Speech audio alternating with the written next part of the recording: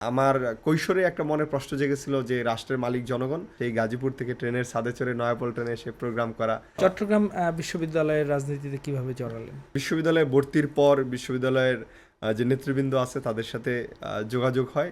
এই সরকারটাকে যদি পরিবর্তন না করা যেত তাহলে আসলে ছোট ছোট অনেক সমস্যার সমাধানই হতো না। জাতীয় নির্বাচন নিয়ে প্রচুর প্রপাগান্ডা হয়েছে, কিন্তু আমরা এই নির্বাচনের পরবর্তীতে তাদের অনেককেই চুপ হয়ে যেতে দেখছি। একমাত্র একটি পদেই ছাত্রদলের প্যানেল থেকে আপনি জয়লাভ করেছেন। এই অসাধ্য সাধন করলেন কিভাবে? আমি মনে করি যে মানুষের ভালোবাসা বা আস্থা ছাড়া আসলে কোনো কিছুই সম্ভব হয় না। আমি আমার বিশ্ববিদ্যালয়কে কখনো কারো ক্যান্টনমেন্ট মনে করি না। আমি মনে করি এই বিশ্ববিদ্যালয় হচ্ছে শিক্ষার্থীদের, তারাই এখানে থাকবে এবং তাদের মতকে প্রাধান্য দিয়ে এখানে রাজনীতি হবে। ছাত্রলীগের পথেই হাঁটছে ছাত্রদল, এই কথাটি আসলে কতটুকু সত্যি? এটা একটা হাস্যকর কথা তারা বলে যে আমরা ছাত্রলীগ হয়ে উঠছি। যারা বলে তারা নিজেরাই ছাত্রলীগ ছিল। এই যে ট্যাগিং, এটাকে আপনি কিভাবে দেখছেন?